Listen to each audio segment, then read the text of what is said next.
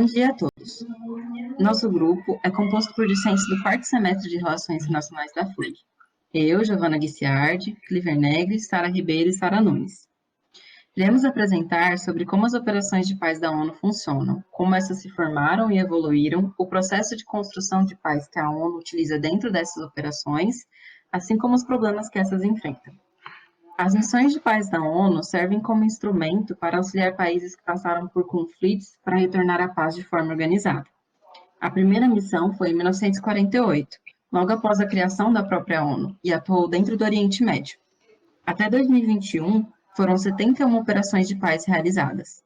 Atualmente temos 12 operações em andamento, e o Brasil participou e está participando de 40 dessas missões. Bom, agora eu vou fazer um paralelo dos principais objetivos que as operações de paz tinham antigamente com seus objetivos atuais. Como os conflitos das primeiras operações envolviam principalmente estados, elas acabavam buscando um cessar-fogo e principalmente a trégua. Então, havia o patrulhamento de fronteiras e um apoio muito grande de retirada de tropas com o acompanhamento de negociações para a assinatura de tratados de paz, sempre buscando o cessar-fogo.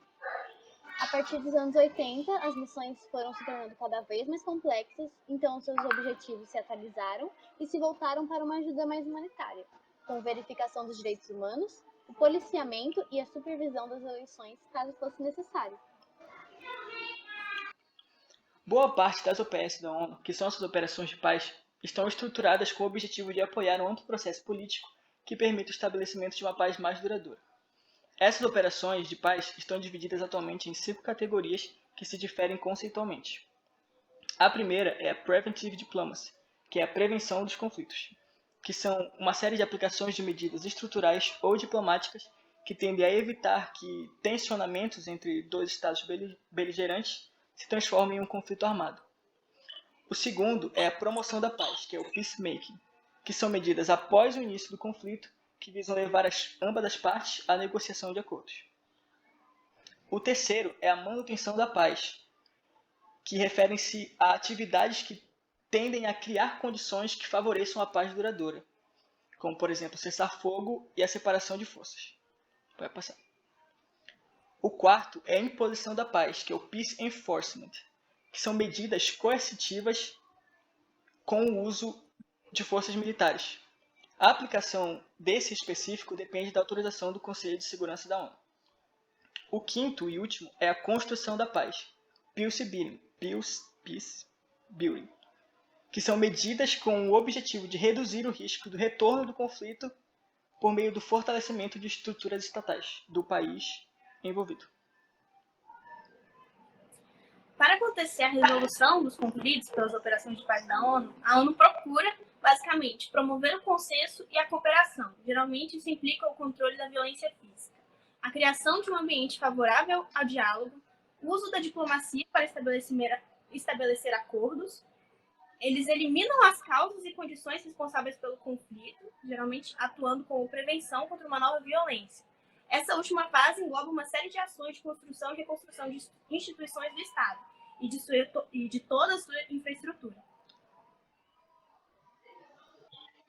Uma das categorias apresentada pelo Cliver é o processo de construção de paz, Peace Building, que é a transição de um Estado em guerra civil ou dentro de um grande conflito para uma sociedade civil organizada.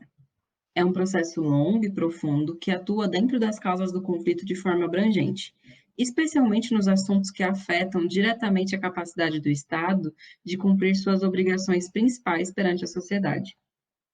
O principal objetivo da construção da paz é evitar a volta do conflito, com ações que restaurem a habilidade do próprio Estado, e não mais a organização, em promover segurança para a sociedade e manter a ordem pública, fortalecendo assim o Estado de Direito e respeitando os direitos humanos, apoiando a restituição das instituições políticas legítimas, promovendo a recuperação social, econômica e o desenvolvimento desse Estado, incluindo o retorno de desalojados e refugiados.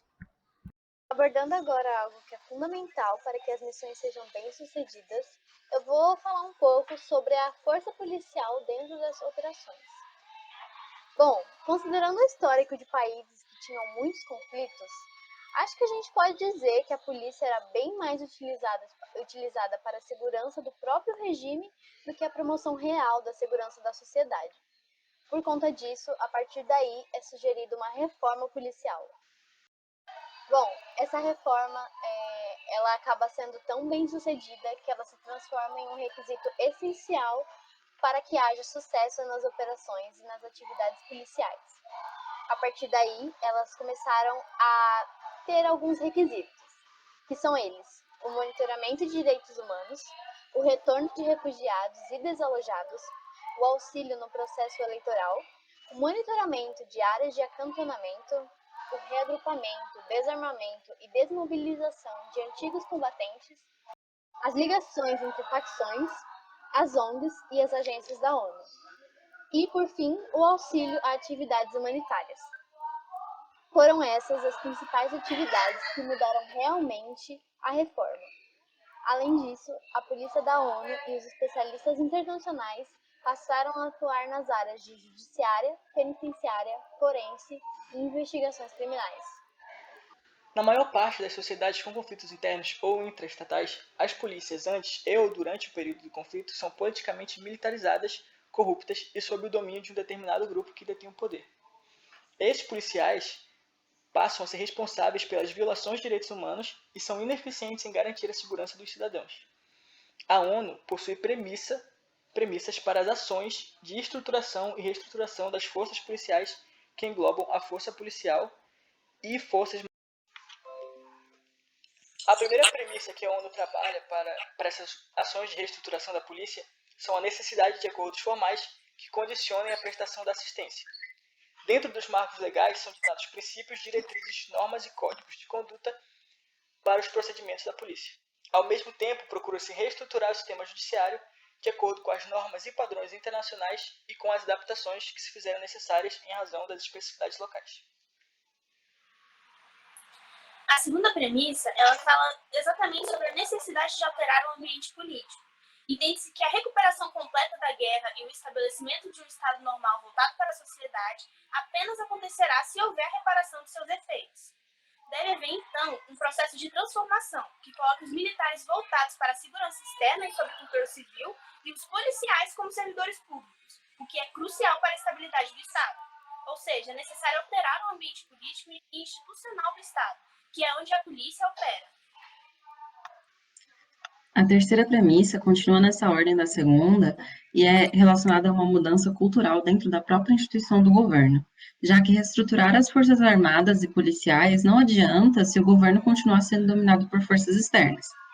Essa mudança dentro da cultura da instituição do governo pode levar mais tempo e variar de acordo com as causas e de como o conflito se desenvolveu em cada país. Em conflitos rápidos, com poucas violações de direitos humanos, a mudança na instituição é mais rápida. Porém, em conflitos mais longos, que tiveram muitas violações, mudar a instituição é um processo mais longo. Certo, mas como de fato a ONU trabalha?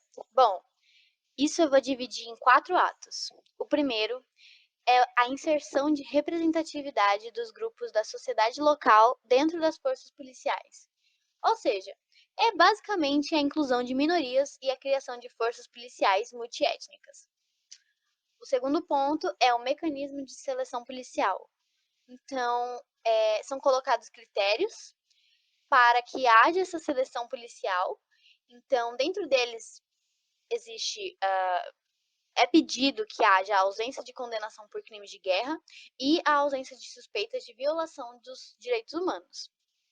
O terceiro ato é a capacidade de desenvolver as forças policiais como efetivas dentro do combate ao crime comum. Então, nesse terceiro ponto, é colocado disciplinas e códigos de condutas acima de tudo, assim. O quarto e último ponto é a questão de gênero, em como as operações têm incentivado e incorporado as mulheres dentro das forças policiais realmente. Bom, o problema é que essas operações de construção de paz também sofrem de falhas para estabelecer forças policiais que sejam apolíticas e humanas, tanto dentro da ONU quanto fora da ONU. Uma dessas falhas é que a própria polícia da organização não é adequadamente qualificada, por conta de falhas no processo de seleção, por exemplo. Isso resulta em crimes acontecendo por parte dos policiais dentro do Estado, que estão lá justamente para impedir esse tipo de ação. Além disso, a rotatividade de policiais internacionais da ONU leva a uma dificuldade em coordenar a chegada e a saída desses policiais dentro desses estados que estão fragilizados, com um período correto de transição entre esses policiais.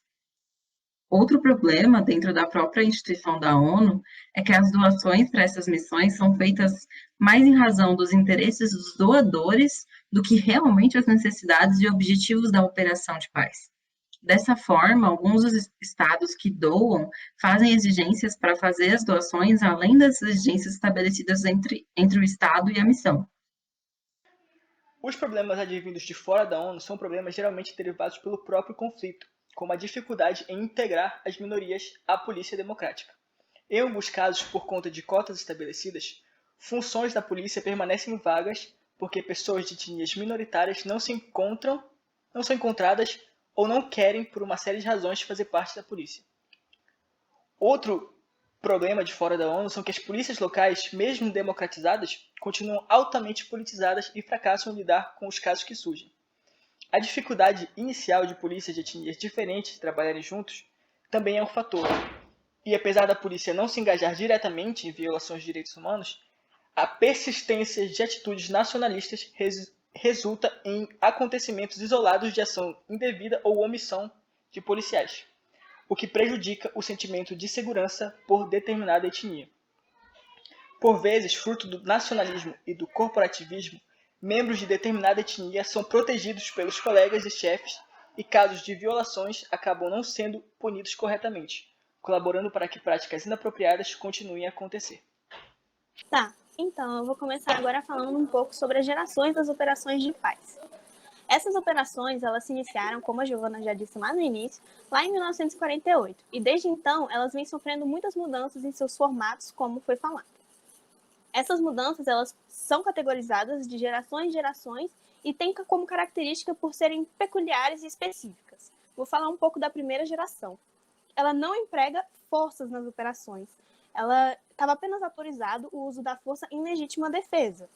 Eles exerciam a função de monitorar as fronteiras, estabelecendo zonas tampão, depois de ter conseguido o acordo de cessar-fogo entre os beligerantes.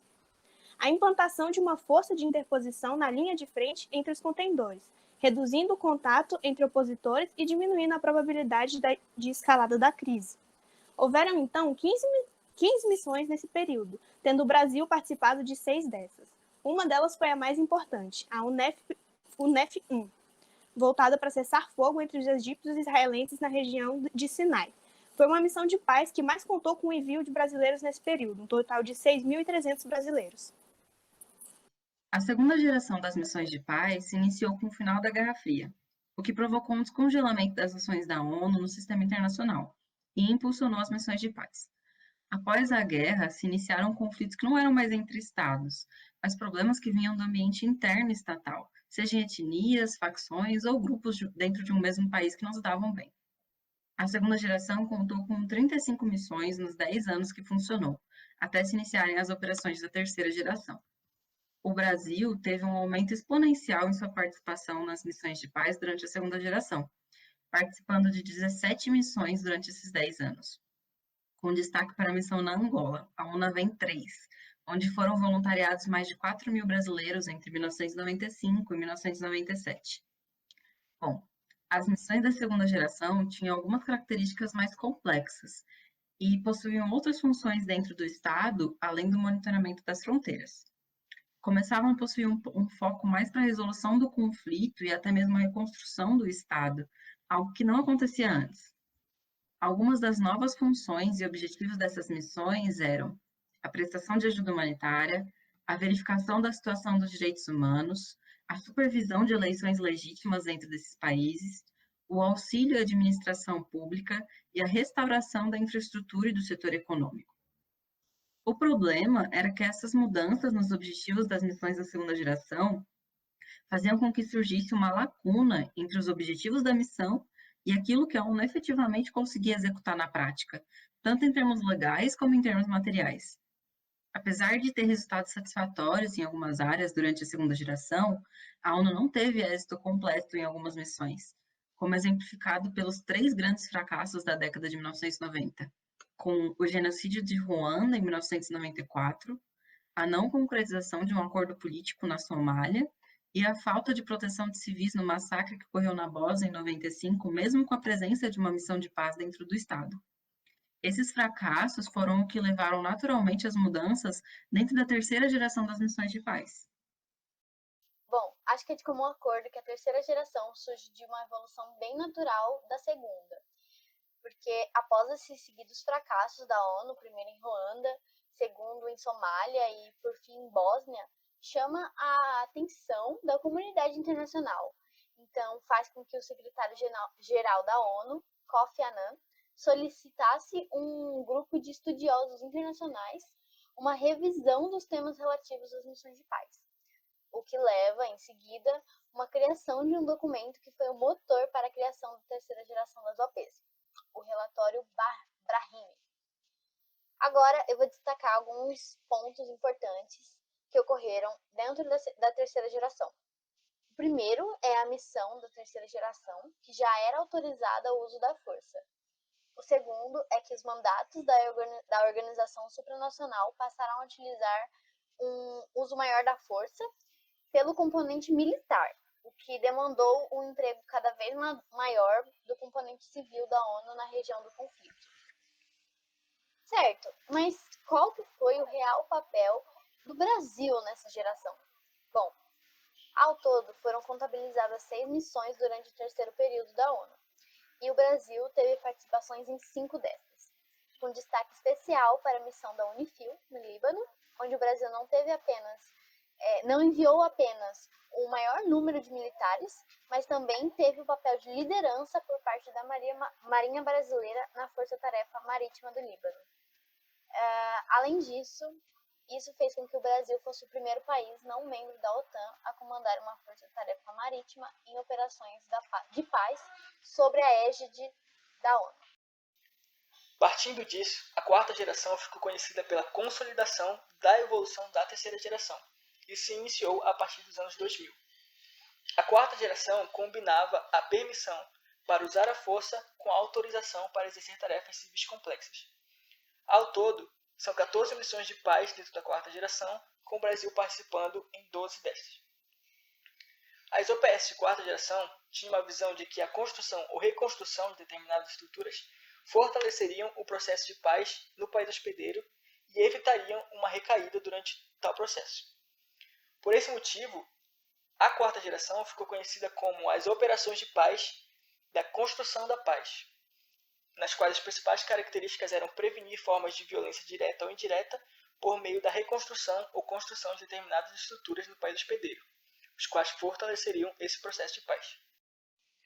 Para isso, dentro da construção de paz pós-conflito, é necessário serem feitos 3 processos: o de criação de estabilidade, restauração de instituições estatais e direcionamento das dimensões socioeconômicas do conflito.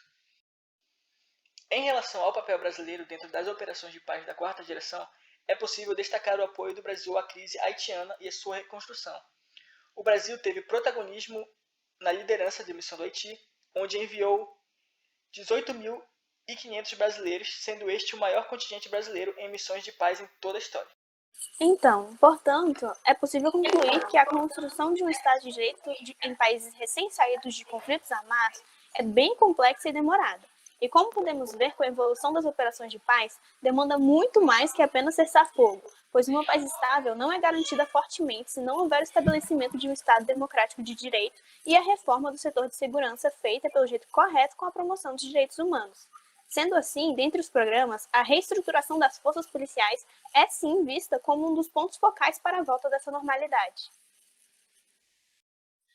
Desta forma, a construção de uma instituição policial, civil, apolítica e humana, chamada de Polícia Democrática, é tratada como assunto relevante pelas operações de construção de paz da ONU.